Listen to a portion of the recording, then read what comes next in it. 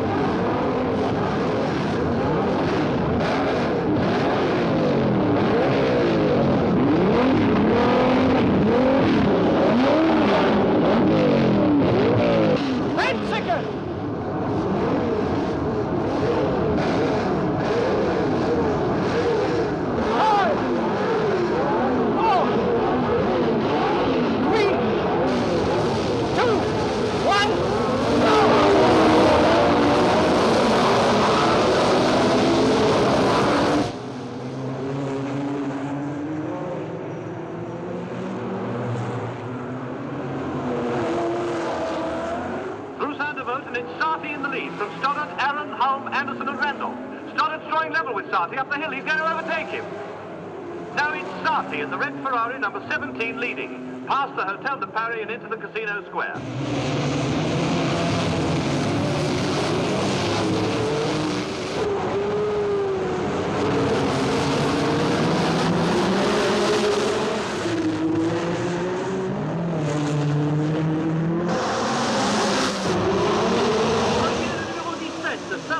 Ferrari.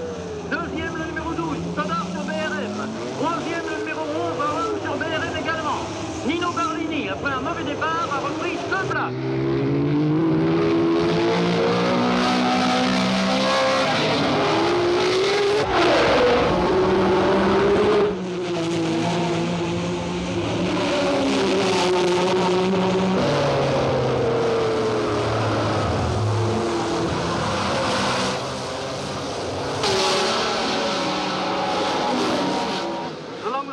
At the tobacconist, it's Sarti's red Ferrari ahead of Stoddard's green BRM number 12.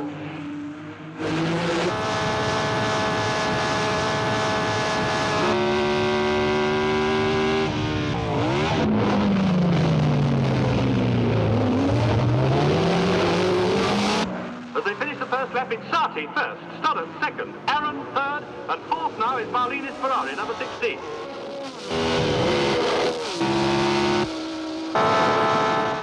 I used to think nothing could be better than motorbike racing. 3 times I'm a world champion on my motorbike. I'm happy. Then I go into one of these cars. You sit in a box, a coffin, gasoline all around you. It is like being inside a bomb. Crazy, but of course the cars are faster. And that is the most important thing.